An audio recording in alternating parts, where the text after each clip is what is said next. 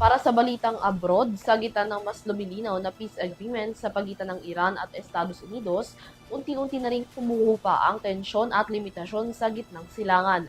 At sa muling pagbubukas ng Strait of Hormuz, inaasahang mag-evacuate na rin ang halos 11,000 na seafarers na stranded mula nang sumiklab ang tensyon noong Pebrero. Si Son Santiago para sa Kabuuan Balita. Nang sumiklab ang tensyon sa Middle East noong February 28, isa sa mga agaran naging epekto nito ay ang pagsasara ng Iran sa mahalagang shipping route na Strait of Hormuz. Ito ay bilang tugon nila sa isinagawang joint airstrike ng Estados Unidos at Israel.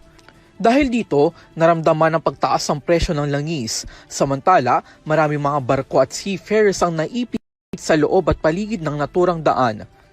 Mas lalo pang lumala ang sitwasyon na magpatupad ang Amerika ng naval blockade sa lugar na lalo pa naglimita sa paggalaw ng mga sasakyang pandagat.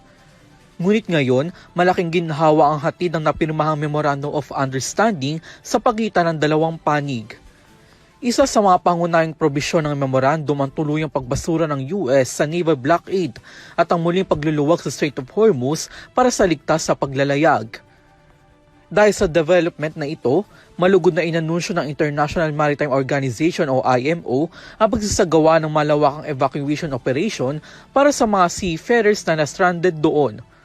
Sa pahayag ni IMO Secretary General Arsenio Dominguez, tinatayang nasa 11,000 seafarers ang inaasahang maililikas sa ilalim ng operasyon. Wala namang timeframe na ibinahagi ang organisasyon. Isasagawa ito sa pamamagitan ng peace approach upang matiyak ang kaligtasan ng lahat ayon sa Oman Navy. Dito, dalawang pansamantalang maritime corridor ang isa sa alang-alang para sa mga sasakyang pandagat na lalabas ng Strait of Hormuz. Isa sa hilaga at isa sa timog base sa umiiral na traffic separation scheme. Samantala, kukontakin ang bawat barko para sa kanilang schedule ng pag-alis at iba pang kaukulang departure instructions. Tiniyak naman ni Dominguez na may kinaukulang safety guarantees at mabusisi ng bineripika ang mga kondisyon para maisagawa ang operasyon. Matatandaan naman na kamakailan ay may mga ulat na muling isinara ng Iran ang Strait of Hormuz matapos na nagpapatuloy na operasyon ng Israel sa Lebanon. Itinanggi naman ito ng Estados Unidos at sinabi patuloy ang daloy sa Strait. Isasagawa ang evacuation operation sa pagtulungan ng Iran, Oman, Amerika at iba pang mga bansa sa Middle East ayon ito mismo sa International Maritime Organization.